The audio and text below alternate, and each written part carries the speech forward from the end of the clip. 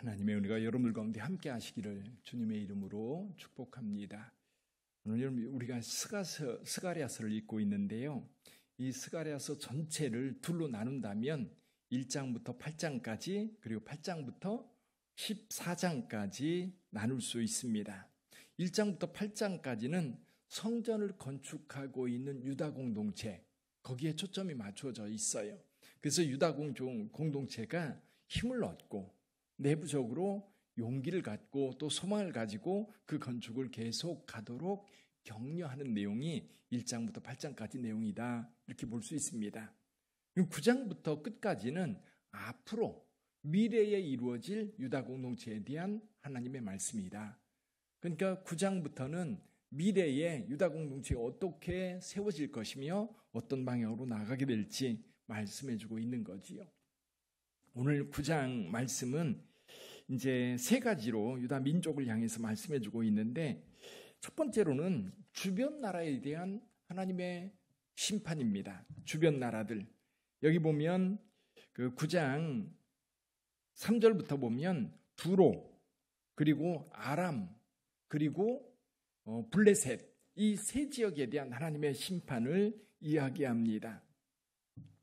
이 세 지역, 여러분 그 이스라엘이라고 하는 나라가 있는데 북쪽편으로 보면 다메섹, 북동쪽으로 다메섹이라는 도시가 있고요. 그 도시를 중심으로 아람이라고 하는 나라가 구성되어 있습니다. 지금은 시리아지요. 시리아라고 하는 나라가 있고, 그리고 이제 북쪽편으로 이스라엘의 바로 북쪽으로 쭉 올라가면 해변에 두로라고 하는 나라가 있습니다. 두로.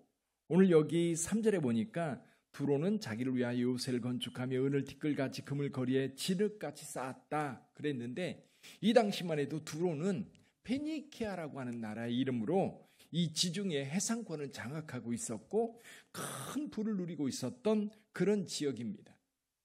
또 한 지역이 블레셋이라고 하는 곳이죠. 블레셋. 여기 블레셋 다섯 성읍에 대한 이야기가 나오는데요. 아스글론, 에그론, 그리고 가사, 이런 가드, 그리고 아스돗, 이 다섯 성읍에 대한 이야기가 나오는데, 이 블레셋은 이스라엘 역사 가운데 이스라엘을 정말 힘들게 만들었던, 정말 괴롭혔던 그런 나라입니다. 언제 때부터요? 사사시대 때부터. 그렇죠? 사사시대 때부터 계속해서 이스라엘을 힘들게 했던 그런 나라입니다. 이제 지금 여기 스가랴서 9장의 내용의 상황에서는 이제 그런 나라들, 민족으로 어떻게 형성되어 있을지 모르지만 그들이 나라로서 서로 경쟁하고 서로 싸우는 그런 상황은 아닙니다. 그렇지만 역사적으로 보면 감정들이 있지요. 우리나라 같은 경우도 지금 일본이나 중국 그런 나라들하고 잘 지내는 것처럼 보이지만 그 감정을 숨길 수는 없습니다. 중국과도 그렇고 일본과도 그렇습니다. 역사적으로 피해를 많이 받고, 우리나라 같은 경우는 사실 주변 나라에게 우리나라는 피해를 주거나 침략해서 그들을 고통스럽게 만들었던 역사가 없거든요. 근데 일본이나 중국 같은 경우는 주변 나라를 점령하면서 많은 피해를 줬던 나라. 그 피해를 입은 우리의 입장에서 보면 좀 속이 상하지요. 힘들지요. 근데 이스라엘 같은 경우도, 유다 같은 경우도 지금 이제 예전에 바벨론에 의해서 다 국가라고 하는 형태는 다 망했습니다. 여기 아람도 그렇고 블레셋도 그렇고 두로도 그렇고, 여전히 두로는 살아있지만 주변 나라들, 그들의 민족이 하나의 공동체를 형성하면서 지금 진행하고 있는데, 이제 이 주변에 이스라엘 괴롭혔던 모든 나라들을 누가? 우리 하나님께서 다스리시겠다. 그들을 다스리심으로 이제 유다는 평안을 누리게 될 겁니다. 우리 8절을 좀 한번 읽어볼까요? 8절 같이 한번 읽어봅니다. 내가 내 집을 둘러 진을 쳐서 적군을 막아 거기 왕래하지 못하게 할 것이라. 포악한 자가 다시는 그 지경으로 지나가지 못하리니 이는 내가 눈으로 친히 봄이니라. 할렐루야. 자, 이제 더 이상 유다는 주변 나라, 주변 민족의 침입을 받아서 고통을 당하지 않게 될 거다. 왜 이런 일이 벌어집니까? 하나님이 보호하시니까.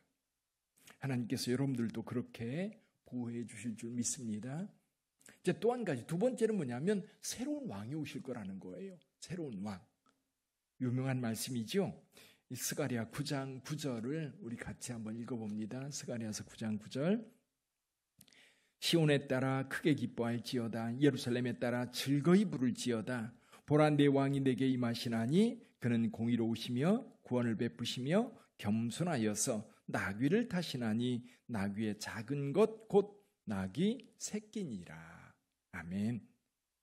지금 현재 스가랴가 활동하고 있는 이 시기에 유다의 왕이 있습니까?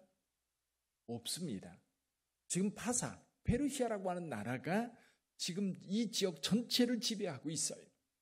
유다 공동체가 형성되어 있지만, 유다 민족으로 만들어진 이 공동체가 있지만 국가가 아닙니다. 나라가 아닙니다. 그래서 그들의 안위는 누구한테 맡겨져 있어요? 페르시아 왕, 바사 왕에게 맡겨져 있는 거예요. 그들이 보호해주면 보호를 받을 수 있는 거고, 그들이 보호해주지 않으면 그냥 그 민족도 바람에 날려가듯이, 먼지가 바람에 날려가듯이 훅 불면 다 사라져버릴 그런 때입니다.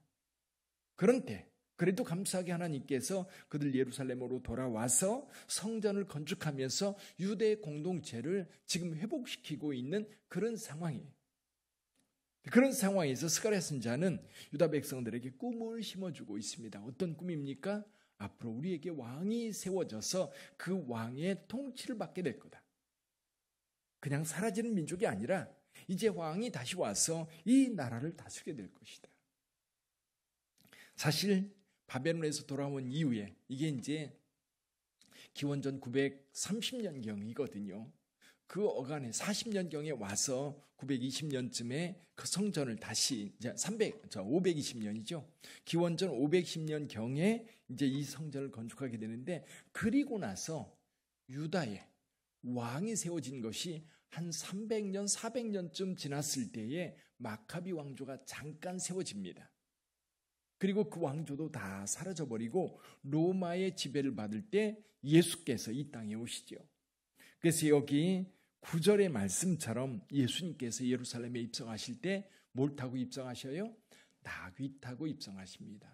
새 왕이 오신 거지요. 자, 이제 유대인들은 이제 앞으로 이루어질 왕국을 꿈꿉니다. 그때 하나님께서 한 왕을 보내실 텐데, 그 왕은 어떤 왕입니까? 여기 말씀하고 있어요. 공으로 오시며 구원을 베푸시며 겸손하여서 나귀를 탄 왕. 그 왕이 와서 이스라엘을 다스리게 될 겁니다. 자, 첫째는 이스라엘 주변 괴롭혔던 나라들을 하나님이 다스릴 거예요. 두 번째는 왕을 새로 보내셔서 이스라엘 공동체가 하나님 앞에 새롭게 세워질 겁니다. 그렇게 되니까 또 어떤 일이 벌어져요? 이제 전쟁 때문에 다 세상으로 흩어졌던 유대인들이 예루살렘을 향해서 모여들 겁니다. 우리 16절, 17절을 같이 한번 읽어보죠. 16, 17 시작. 이날에 그들의 하나님 여호와께서 그들을 자기 백성의 양떼같이 구원하시리니 그들이 왕관의 보석같이 여호와의 땅에 빛나리로다. 그의 형통함과 그의 아름다움이 어찌 그리 큰지 곡식은 청년을 새 포도주는 처녀를 강건하게 하리라. 아멘. 이제 유대 공동체, 정말 보잘것없는 공동체입니다. 성전을 건축하고 있지만 이 성전이 그렇게 큰 것도 아니고 화려한 것도 아니고 겨우 유대인들이 그들이 제사를 드리며 하나님을 예배할 수 있는 그런 공간 하나 마련하고 있는 상황입니다. 앞으로 미래에 대해서도 그들은 뭔가 확신을 가질 수가 없는 거예요. 그런데 그런 상황, 정말 절박하고 또 너무나 위태롭고 너무 약하니까요. 어떻게 될지 다들 불안해하는 거예요. 지금 성전을 건축하고는 있지만 그동안 건축하지 못했던 이유가 뭐였어요? 주변 민족들의 방해 때문에 못했었거든요. 근데 지금 진행해 가지만 여전히 약해. 저와 여러분들이 신앙생활하고 세상을 살아갈 때도 그렇지요. 가끔 서울 시내 그 높은 빌딩들 사이를 걸어가다 보면 그런 생각이 들 때가 있어요. 여기는 누가 와서 일을 할까? 이 건물들 주인은 누굴까? 그 아파트 대단지들이 많이 준비되어 있는데 거기에 내 이름으로 된 아파트 한 채도 없고, 그리고 내가 살 만한 어떤 공간조차도 없다고 한다면 그럼 다 저건 누구의 것이지? 가끔 그런 생각이 들 때가 있어요. 그렇게 많은 아파트들이 있는데 근데도 여전히 집 없는 사람들도 있고 여전히 살기 팍팍한 사람들이 얼마나 많습니까? 자, 저와 여러분들도 신앙생활하면서 어렵고 힘들 때 있어요. 그럴 때 우리는 뭘 봐야 될까? 무엇을 의지할 수 있을까? 오늘 스가랴 선지자는 유다 백성들에게 분명하게 말합니다. 하나님이 함께 하신다는 거예요. 우리 하나님은 살아계신다는 거예요. 우리가 비록 보잘것없고 우리가 비록 연약하지만 우리 하나님께서 우리 백성들과 함께하고 있고 이 백성들을 지켜줄 거고 이 백성들을 주님께서 친히 다스려 주실 거라는 겁니다. 이제 성전이 건축되고 새 왕이 온다면 유다 백성들은 그 꿈을 꾸는 거예요.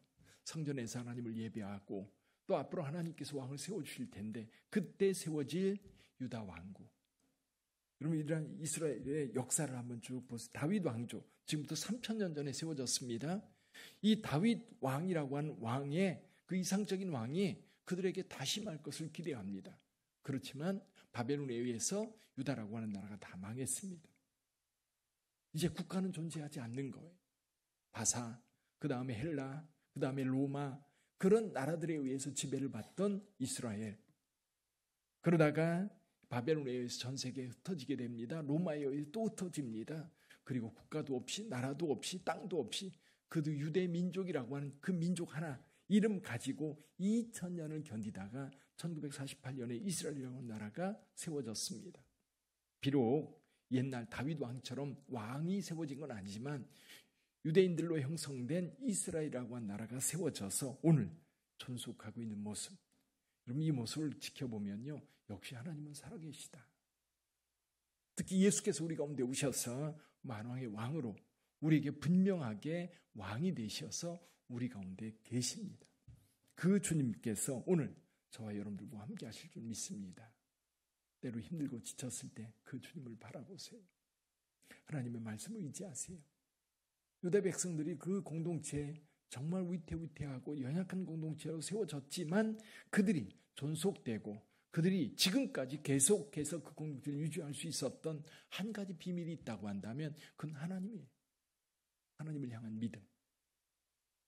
힘들고 어려울 때도 그 하나님 붙잡고 가면 갈 수 있어요. 그러나 그 하나님 붙잡지 않고 내 힘으로 가려고 하면 금방 무너지는 겁니다. 금방 망하는 겁니다. 오늘도 여러분 우리 하나님께서 여러분들을 붙잡아 줄 줄 믿습니다. 그 하나님 꼭 잡고 험한 세상 승리하는 여러분 되시기를 주님의 이름으로 축복합니다. 기도하겠습니다.